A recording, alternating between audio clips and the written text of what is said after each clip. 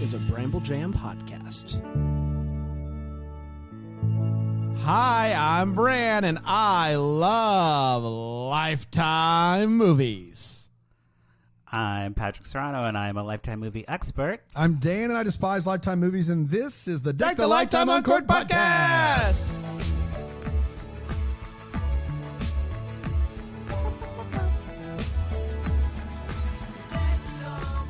Oh, yeah. Oh, you didn't hear it last week. You Because didn't. last week was so different than this week. That's right. We were buried in Barstow. Buried in Barstow. This It was week, for me. I watched a movie. This week we're buried in trash and people's belongings. So we are buried. I was Continue under to the be buried. impression this was a biopic of the All-American Rejects.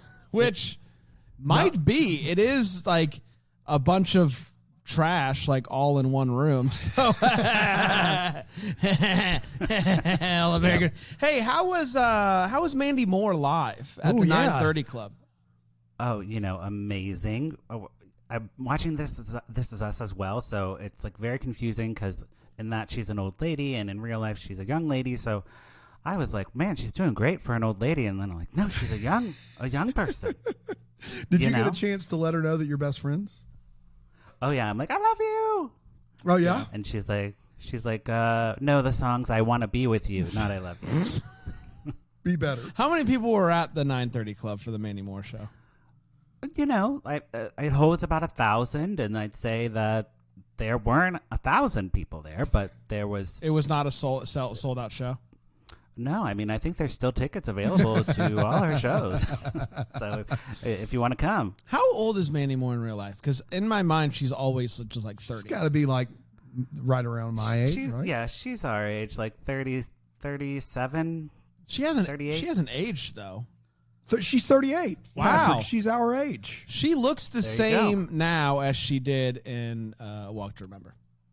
That's wild. She does. I mean, she's. Boy, I want to remember. This Is Us. Like, you never know. Dude, yeah, take Walk it to to the Remember, table, classic. Walk to Remember. Want to Remember is such a terrible movie. False. Just awful. Oh, so good. And you call yourself a Christian.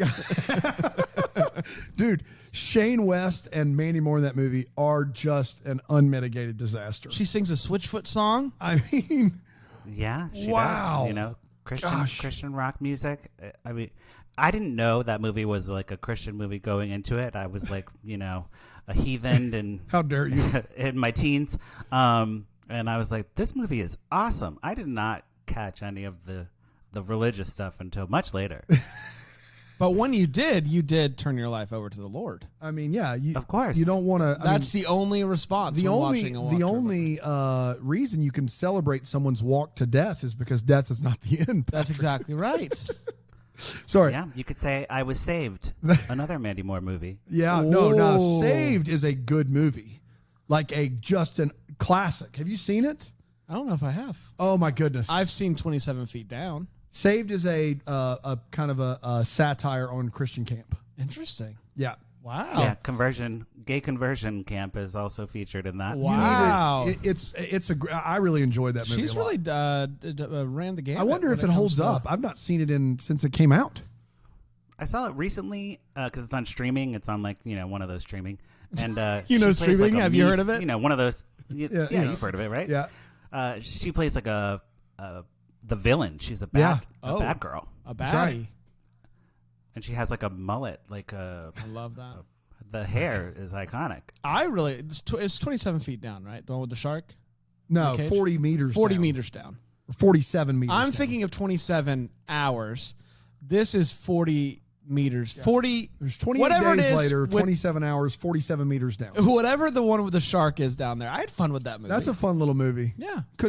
That's a good twist at the end. It is too. a great twist at the end. It saves the whole movie. So wait, she's an old person and This Is Us now? She is for the whole show because it's a flashback, the right? whole show. She literally. I don't know plays, anything about the show, to be honest with you. She plays like ages 20 to 80. Yeah. Wow. Yeah. How does that look? Convincingly. The makeup in the beginning is a little rough, but on the last season that just finished up, it is believable. Right. I think she's an Emmy contender for sure. Wow, an Emmy contender! You heard it here first, everyone. That's right. I'm biased. I mean, I've seen every Mandy Moore movie in the theater the weekend it releases. You saw Saved in the theater opening weekend?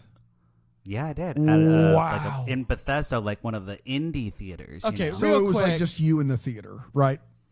Yeah. Oh, yeah. 'Cause I Always saw- just me. Always just me. I saw Saved in the theater, and I thought I was the only one. But I forgot that Patrick and I are the same exact age, so Yeah. that helps in this regard a lot. Yeah. Did you have a thing for Mandy Moore? Yeah, sure. I mean, I did not like Mandy Moore, but I just wanted to see it because it was a satire on the entire youth group culture I grew up in. Okay. That's How why I long wanted ago to was see it. this? Gosh, mid 2000s, right? Mm-hmm. Yeah. Yeah. Probably like 2003, around there. Wow. Do they play ska music in it? Oh, there's got to be some. It's gotta be some stuff. 2004. I think so, yeah. You missed it by 1 year, Patrick. 04. Hey, Patrick I'm- is just I'm doing pretty good. an encyclopedia of Mandy Moore. I mean, it's unbelievable. Yeah, I should change Lifetime expert to Mandy Moore expert. Do you know who else is in Saved? Give Since it to me. we're just going to do a different podcast today, is Macaulay Culkin. What? Yeah, he's in it, like a real role Oh, in yeah. it too. He's great. Wow. All right. He made a cameo Pretty in good stuff. Check it out. Righteous Gemstones. Speaking of spiritual satire, and it was one of the best things ever. I don't know if you watched that show, Patrick, but it was fantastic. No, never heard of HBO Righteous Gemstones. Gemstones. It's a Danny McBride show. Yeah, but it's a really it's John Goodman and people. Listen, like with that. there's a lot of Lifetime out there. For something to like pull Patrick away from Lifetime, it either has Mandy Moore or he doesn't watch That's right. it. That's true. That's true. kind of what I'm Lifetime getting or here. Mandy Moore would be the two Right. avenues. Those are, Got it. Those are my two, Well, two strengths. Let's talk Lifetime. We are heading into, was this the kickoff of Ripped from the Headline Summer? Is that kind of the vibe we got going on right now? Yes.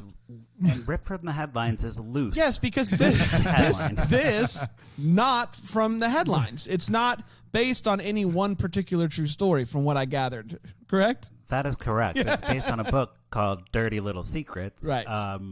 And yeah, totally fictionalized. I was trying to find a case that was similar, but there is nothing. Really, There is the only nothing similar thing to this. like headline this is ripped from is that hoarders exist. That's Right. But the way in Yeah. which the movie ends is not a true rip from the headlines, which we'll no, get to. thank goodness. Thank we'll get goodness. to it. But Good Lord.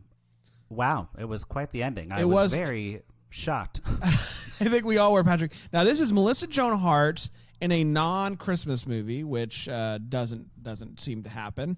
Yeah. and, Speaking like- of like Melissa Joan Hart in movies, the last movie she was in that I can remember is what's that high school one where they're like all, oh God, what was it?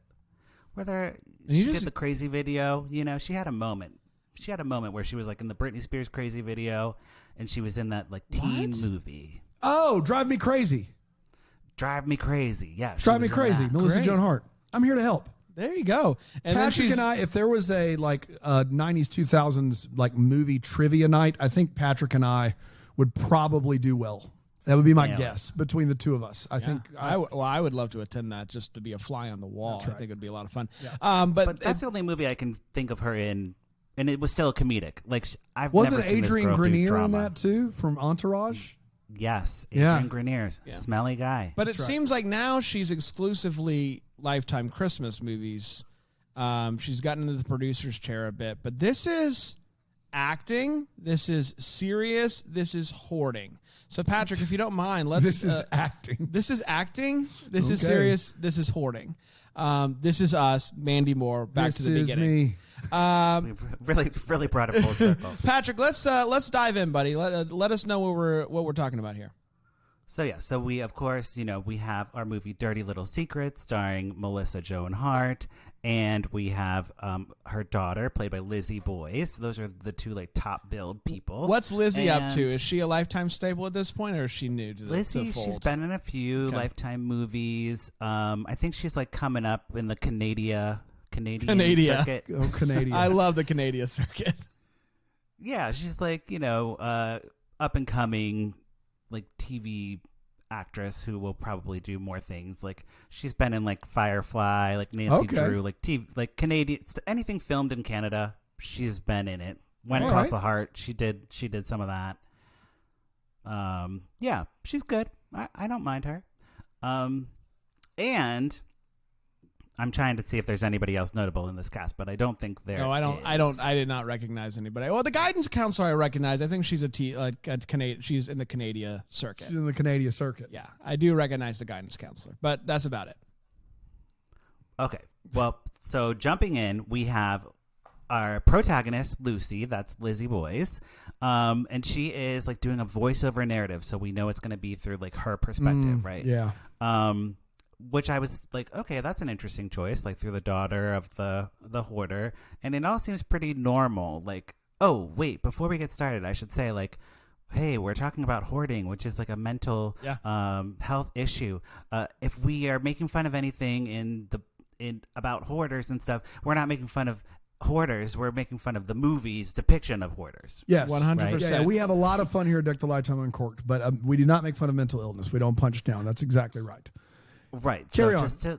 Just to clarify, so Melissa Joan Hart is just living her life, dropping her daughter off at school. She's a successful nurse who saved some guy's life by realizing his implant was he was allergic to the titanium in the implant. Wow. So she got him a gold implant. That's how you know she's good.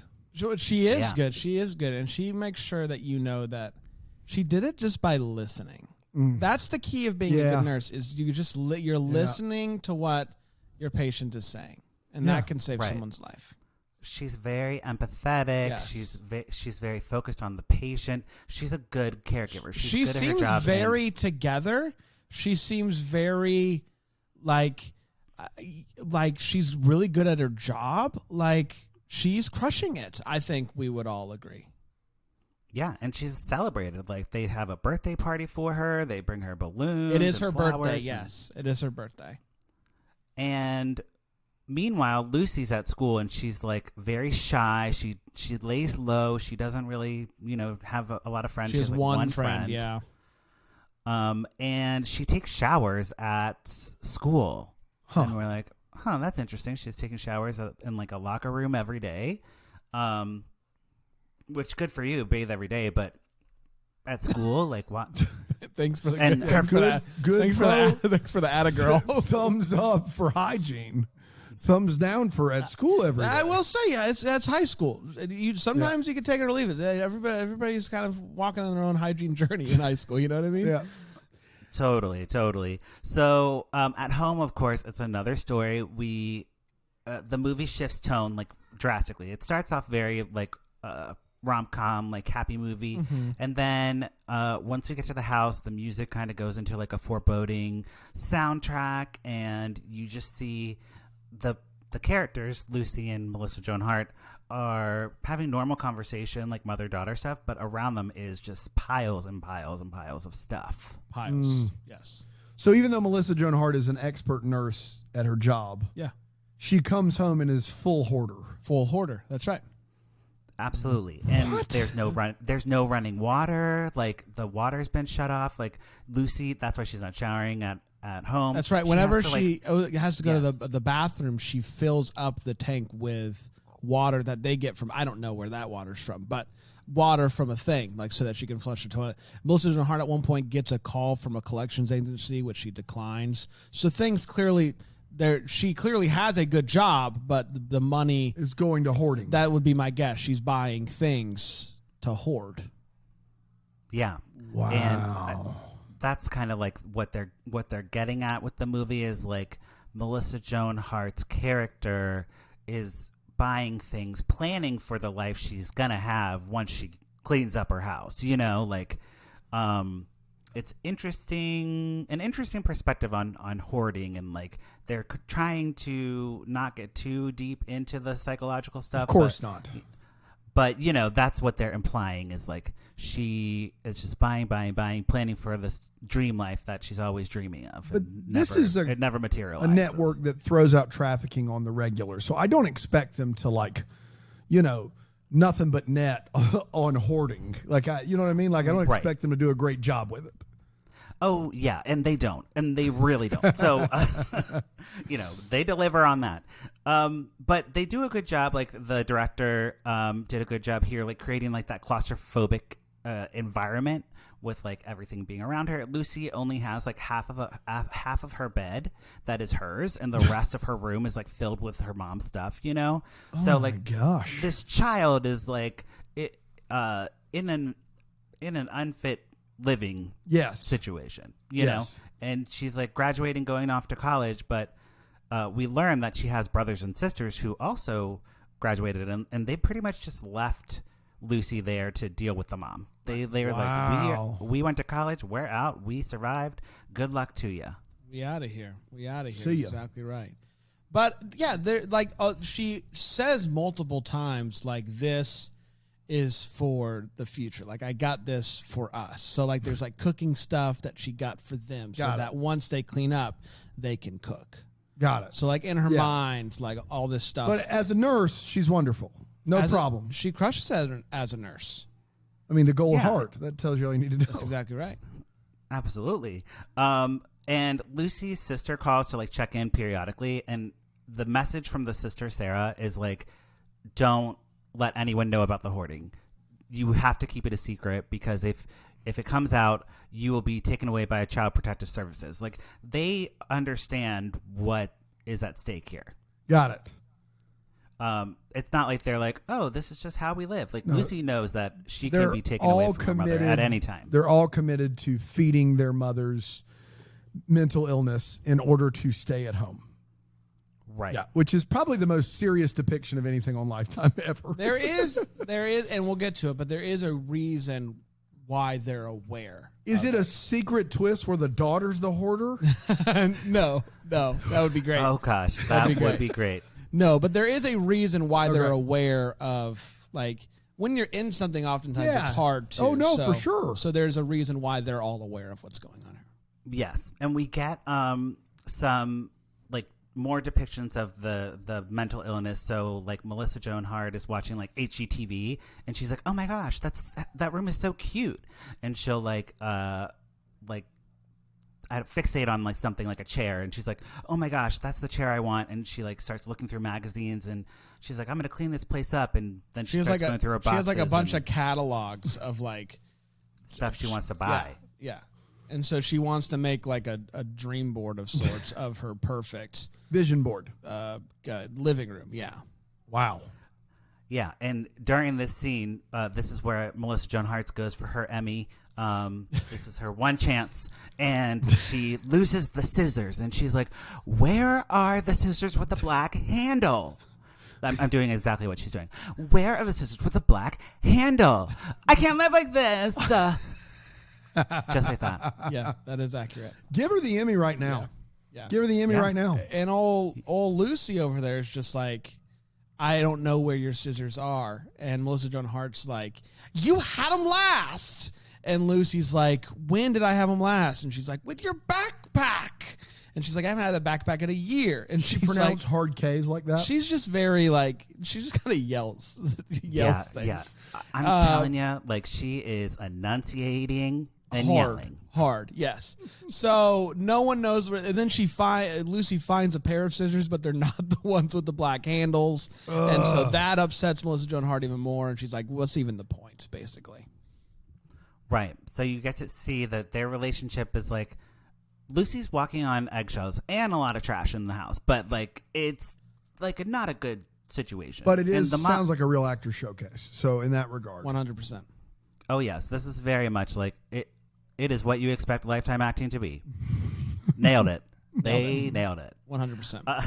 So Lucy at school is partnered with some handsome guy for her project, but he like can't come to her house for like to work on the project, so she's really nervous.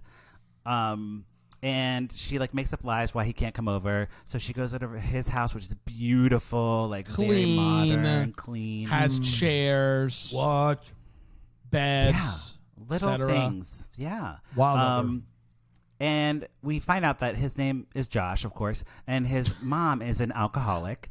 And so things aren't as great as they seem with him. They bond over that, and then they end up like making out in like a music room later, like as you do in school, you know. Lucy finds out that just because you don't have trash everywhere in your house, your home life can still be dysfunctional. It can be bad. even if your mom's not a hoarder. That's exactly right. There are other ways of bad. That's exactly right. And Yeah. if that doesn't make you want to kiss somebody, I don't know what does. Yeah, I mean, come on.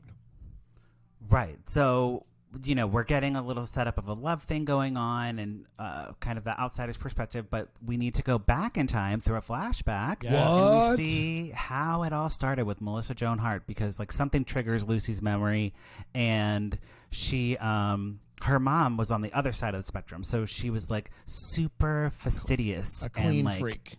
Absolutely. Everything had order, and then her husband was like, I can't take this, I'm out of here, leaves. I think Melissa Joan Hart like gets upset and gets into a car accident, which puts her out, so things kind of get in disarray in the house, and she's in the hospital, and the aunt comes over, and like her sister, and she's like, what the heck is going on? This house is terrible. Yeah. Well, And to be clear, Patrick, the house was in disarray before the accident. So it's not like she got in an accident and the kids let the house go. So after after her husband left, she started to collect things for like when he came back, or things that she could do with the kids or whatever. So this is just all trauma response. So, yes. Yeah. So she like clearly what they outline here is that she has OCD, and she had it on one end of the spectrum to be super clean. Then her husband left, and it triggered, and she went into the opposite. They literally say, like, I think they call her South Pole OCD versus like South Pole OCD. Got it. That's exactly right. Sounds medical. So her aunt, Melissa Joan Hart's sister, comes and she cleans the place while Melissa Joan Hart is gone. Yes. And the kids help. They're happy to help mom, but when mom comes home, they find out that this isn't what mom sounds like wanted. a very serious movie. It is very serious. There's not a lot of fun here. It all is straightforward, but going back to the North Pole South Pole thing, like, this is Lifetime breaking it down. They're breaking down the mental health by relating it to what do people know? What do people know? They know Santa. Yeah, they're like, so I think let's make it relatable. Let's bring it to Santa. They love Christmas movies, right? Yeah. When Melissa Joan Hart gets home from the car accident, though, she sounds a bit like a pirate, and she's like, my treasures! Where are my treasures? She does like a pirate thing, which is interesting. She falls down and like is like holding glass, and it's like falling all over. And she's just like, my treasure! It was very strange. I was watching with my mom, and she was like, did she say treasures? I'm like, yeah. She kept saying treasures. It was very weird. Wow. And she like writes off her sister for doing this, and basically the kids get from that experience of cleaning and her mom not taking it well that if they try to clean the house, their mom will like disown them. So Got it. You don't mess with mom's treasures. Me treasures. Yes. Me treasures. That's exactly right. But Melissa Joan Hart, back in the present day, she's also like starting to find love with the patient who has the heart of gold. His name's Drew, and they like go on dates, and she's telling how she's trying to keep Lucy safe and secure, and she's maybe like built up a wall around the two of them because it is just the two of them. They don't let anyone else in, and she's maybe ready to take those walls down. So she starts thinking about like maybe cleaning up the house. Like she starts having like, she can start visualizing that, and she comes home from her date, and Lucy's actually cleaning. Like, she's motivated. She like throws away some bubble wrap, and Melissa Joan Hart's like, what are we, made of money? We cannot throw this away. Bubble wrap? What if we need it for something? And what if we need to mail something? What if we need to do this? Yeah. Yeah, she comes up with like all the excuses. So all of the stuff in the house is for like, what if, like, they're in the future. contingencies. Yes. In the future. Yeah, they get like a crazy screaming fight so bad that Melissa Joan Hart's asthma flares up, and she has to like take her inhaler because she's living in an environment where she can't really breathe like good air. So she like is very asthmatic from like living in like paper, Oh my gosh. Yeah, she has asthma, and they want you to know that pretty quickly. And it really only flares up when she gets upset. Yes, like that's of course. kind of how asthma is. Yeah, I mean, I don't have asthma, but I from what I've seen in Lifetime movies, it happens when you're being kidnapped. It happens when you're like in a fight, or it happens like, on the soccer field and no one has your inhaler, and then you die. Yeah, that's usually what happens. Yeah. But this time she's typically got that sucker with There's it. got to be a few steps between no one has your inhaler and then you die, right? Like it's not that. Is it that? Well, on Lifetime, I mean, like it's very common for someone to have an inhaler and then a bad guy comes and takes the inhaler away and then that kills them. Yeah. That happens all the time. Yeah. So she's sucking down that inhaler on a regular basis. Like things upset her, and then she's good to go. Yes, it's like me with my wine. No doubt. You know, I get upset. Or Mandy Moore. Or Mandy Moore. Put on a Mandy Moore album. Good to go. So the I guess kind of the daughter starting to like diagnose her mother and like really try to like break down this hoarding thing, and Melissa Joan Hart's like, no, like I'm the mother, like you're get out of my house type of thing. There's dishes broken. It's like a drag out fight. Yeah, from what I would assume here, this is like the first time they've ever fought about this. Like once Lucy fights once, it's on like Donkey Kong. Because like they fight one time and then like every other scene is her like yelling at her mom. Like she's like, now I'm ready to go. At one point she talks to her guidance counselor from Canada and like her guidance counselor kind of reads between the lines of what she's saying, calls in Melissa Joan Hart, and Melissa Joan Hart is like, there's nothing wrong here. I know my daughter. And then she gets mad at Lucy for talking about it. It's a whole thing. And then Lucy's throwing dishes down. It's like, treasures. Later. Yeah, exactly right. Yeah, and Melissa Joan Hart is like spiraling now. Like she's fighting with her daughter. She breaks up with Drew because she realizes that she's never going to be able to like clean up her house and like get things in order. And she really tries. She throws away some bubble wrap. And she's like takes it to the trash, throws it away. She's very excited. She's like, okay, I can do this. And then she starts getting overwhelmed by like all the stuff in her house. You know, she'll sit down and like open a box and be like, what's in this box? Oh, I got to keep that. Going through everything. And then she gets really upset. Do you remember what she got upset about, Bram? That just all of it, treasures. I think. Treasures. Like how am I going to throw these out? She starts to have a asthma attack. Classic. Yes. At this point in time, what do you think? This is it. She can't find that sucker. She can't find. What if she needs it? She needs it now. This is why you got to keep everything. Can't find it. Can't find it. What I'm learning from this is that I should keep more things. I feel like. Why is that? She can't find her inhaler. That's true. She threw out bubble wrap. None of this happened before she threw out the bubble wrap. That's very true. She should have kept that bubble wrap because what happened is she left the inhaler by the trash can. That's right. She maybe dropped it or something. It's outside. She doesn't find it. She doesn't find it. She starts to like, go into like asphyxiation and, whatever. And she falls into like some boxes and they all fall on her. And then, she basically, that's it for this scene. We see her like we see the boxes fall on her and we're like, oh no, that's not good. Right. And Lucy comes home. This is the start of like our act 3. It's like getting crazy. Lucy comes home. She finds her mother. Melissa Joan Hart is totally dead. 100% dead. Dead. They killed MJH. Blue lips. Killed her. Did a pulse check and everything. It was like, in a Lifetime movie, if you check that pulse and you shake your head no, that means that they're dead. That's exactly she's coming right. back to life? No, she's not coming back to life. She's really she's dead. dead. We don't hear from Melissa Joan Hart the rest of the movie. Melissa Joan Hart is dead. So Lucy's faced with a decision, Dan.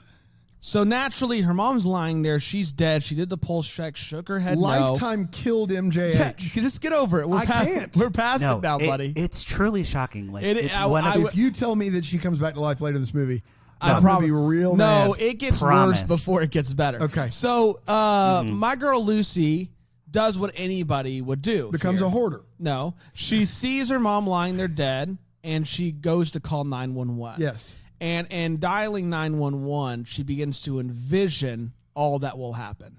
The cops coming, police coming, saying, this is the worst hoarded house we've ever seen. So the fear of the word getting out that everyone's going to know that her mom is a hoarder. Her mom's dead. Doesn't matter. She doesn't want her mom to be remembered like this. So she closes the phone and she says, no one's going to know, Mom. No one's going to know. No one's going to know. Does she burn it down? We'll see. So Dan, this is where like your smart brain is going because you haven't seen the movie, and I love this for you because this is what we're all thinking watching it, right? We're like, what's gonna happen? Is she gonna become a hoarder? Is she gonna like burn the place down? No, she goes to a party. Yeah, as you would. Classic. She gets a call from her friend. And her friend's like, hey, do you want to go to a party? And she's like, I really shouldn't. I have a lot to do. My mom died. My mom died. I got to my mom died. clean up all the stuff so no one knows. But no, she goes to the party. She sees that guy there, and he's like, hey, how's it going? She's like, not having the best night ever. Yeah, it's C+ at best, I'd say. What in the world? And she's like, you know what? I should leave the party. But at least I was here. This seems like it's in poor taste. So I'm gonna leave now. Absolutely. I mean, she's like playing beer pong, and like her mom is dead in the house. Like, come on, Lucy, get it together. And this was like so out of character. Yeah, I don't know. It felt weird. Like she cried at first. She was very upset. And then, like, she gets a call from the party, and she's like, well, I can't not do that. So it's like something happened where she's like, I got a party. It's a hoard. She should become a hoarder. That's how this should end. Yes, I agree. But she comes home from the party, and her sister is, like, there outside the house. And she's like, hey, sis, like, what are you doing here? And the sister's like, oh, I was just, checking in. And...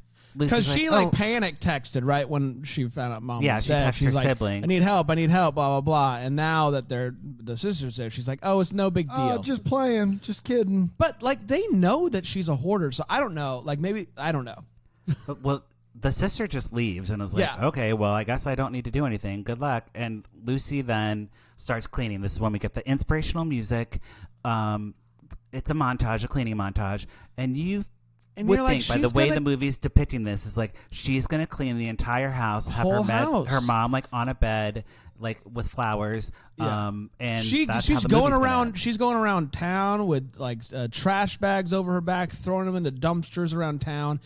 People are getting mad at her for throwing them in private dumpsters. What is happening? Well, she's trying to clean up because no one's gonna know that her mom is a hoarder. No one's going to know. Okay, all right. Because this was ripped from the headlines. In the real story, the girl cleaned the entire house in one night, and no one knew. Is that true?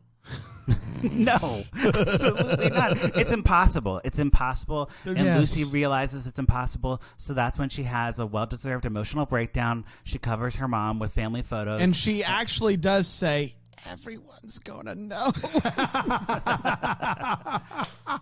Hey, Mom. Yeah. After saying no one's gonna know at least a dozen times, she sits there, tears in her eyes, and says, everyone's gonna know. That's just great. And this is like very few dialogue between this whole thing. That's why I think that, Brand, you're remembering like these specific dialogues because it's all nonverbal. It's all showing. Sheesh. And she puts on her mother's sweater. She plugs in some heating lamps. A lot of heat. Because they didn't have heat. So they had a lot of heating lamps around the house. You think, at this moment, I had the thought, oh, she's going to become a hoarder and just live with the dead body, Norman Bates style. Yeah. And I was like, okay, that is a ending that I would be fine with. It's a solid ending. Yeah, I'm like, that's dark, but unearned, but I'm here for it. But no, she catches the heating lamps on fire and starts like throwing paper on it and basically burns her house down. And then the firefighters are like coming in slow motion, and Lucy's voiceover comes back and she says, the only way to keep a secret safe is to let it go. And that's the end of the movie. That's it. Now, one thing I found to be fascinating, Patrick, was she's watching the fire spread and she looks like, and I'm like, okay, you got to get out of the house. And she takes a sewing machine and she throws it through the front window and climbs out. Mm-hmm. But like, why not go through the door? Well, you see, the sewing machine is symbolism. This is symbolic. It's symbolism. Needle through a thread, stitching her life back together. At first, I thought maybe she like boxed herself in with fire, but she did like We know there's a back door because she goes out the back door at some point. We know there's a front door. Either way, there was a door for her to go out, and she just decides to just throw sewing thing through the window and climb out. Oh, yeah. You know, you got it. In that moment, I was just like, whatever. Like, yeah, like, good on you. Like, get it. Yeah. So that's the movie. That's the end of the movie. So that's how it ends. How is it? It feels like not much happened. Not a lot. So what I wish we knew is like what police kind of determined, because the best I could figure if I walked in here is there's a lady who's a hoarder who is laying on the ground surrounded by heating lamps and the house burned down, which is weird. It looks super suspicious. A coroner is going to immediately figure out the time of death is way earlier. Oh, yeah. There's a lot of holes in this one. It is so suspicious. Suspicious. It is like Swiss cheese up in here. Yeah, that's right. This hoarder plugged in 5 heating lamps and just laid down next to them. Why not? Really cold. She was really cold, but it wasn't even that cold. She put family pictures all on top of her mom. This is some creepy stuff. So she laid. It was dark. And assuming that she didn't, get murdered. The best case scenario is she laid down next to 5 heating lamps and covered her own body with pictures. Oh. That's best case scenario here. Holy cow. Yeah. I don't know. I feel like Lucy's plan was a little half-baked. Everyone's gonna know. And they'll still know. So I think they're gonna know. I think we start with Dan. Dan, what are we thinking? Put a cork right up in this one. I just can't imagine watching this movie. It sounds miserable, and I hate every second of it, and I've not seen it. Thanks for vividly bringing that back to life for me, guys, but it's a hard pass for me. No. Okay. Bran? This is your first rip from the headlines one also. It's my first rip from the headlines, and it's also going to be my first lifetime cork that I'm going to be doing. I have yet to put a cork in a movie. You poured all of them up. I've poured all of them up. And now I will say I did still like enjoy it. Like what and like this is funny. It. Like Melissa Joan Hart acting was funny. Like the daughter saying no one's gonna know a dozen times and then saying everyone's gonna know. Like I love that. But like to what you deciphered in this description of the movie, not a ton happens. Like it is a lot of like. I'm mad at you, Mom. I'm going to throw some things down. It's a long 83 minutes. 84 minutes there. So I'm putting a cork in it, but like if the cork fell out, like there'd be nothing I could do about that. Like at that point, I would pour it up. Like if maybe I didn't put the cork in tight enough, it just kind of falls out. Yeah, I mean, it's okay to put a cork in movies, Brent. That's why we're here.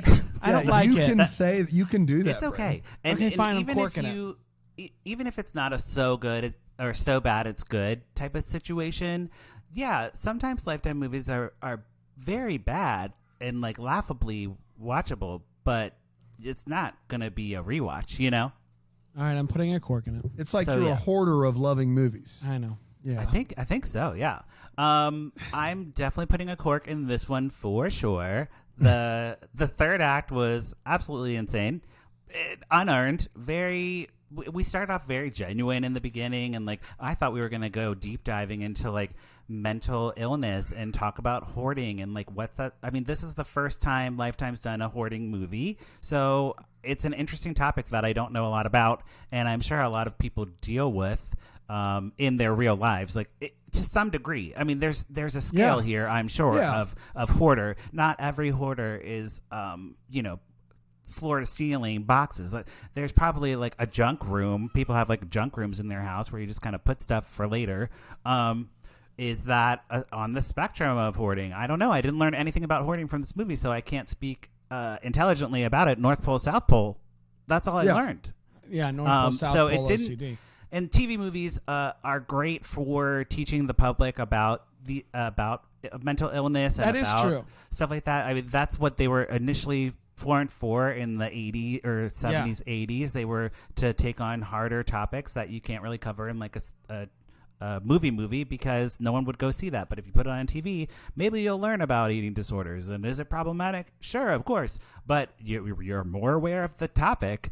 So, yeah. The only thing I learned in this movie is that if you have OCD and you are super clean, you're one bad event away from becoming a hoarder. And I don't actually know if that's accurate. I don't know if the same, if just because, like, there's only... Trauma affects us all differently, but that seems like... Yeah, I just don't know if that's that is true. But and if your goal of the movie, of the producers of the movie, the director, the writer, even Melissa Joan Hart was like on Good Morning America talking about how she worked with a therapist, she worked with like a physical therapist, she like had all these like specialists helping her like learn more about hoarding, but none of that really came through. It seemed like this was meant to be an actor's showcase, and it fell miserably flat. Yeah, she wasn't even the main character. Melissa Joan Hart wasn't even the lead character. It was all about Lizzie Boyce, and I thought Lizzie Boyce did great. She did a swell job. Wow. Swell job indeed. Man, yeah, thanks, but no thanks. Well, we did it. Yes, we did. We absolutely did. And that'll take us into the summer the of most Santas, or whatever offensive they're thing calling is it. that there was no All-American Rejects in this movie, but... I don't know how. I don't know what you do at that I mean, point. when do you play it? When the house is burning down? Yes. I'll keep you, my mom, my dirty little secret. So Who yes, has to know? Next month it will be Christmas in July here. So I think, Patrick, we will do one of the Christmas movies from last year that we didn't get around to covering. I think that would be the wise thing to do. Or maybe like a classic Lifetime. Ooh, yeah. Then I need to watch as well if it's classic. Ooh, I know what we could do. Okay. We're gonna do the Mistletones. Oh yeah, heard about it. That's a Lifetime. That's ABC Family. Yeah, that's a Disney. Doesn't Plus count. We joint. can't do that. Dang. Never mind. That one's a good one.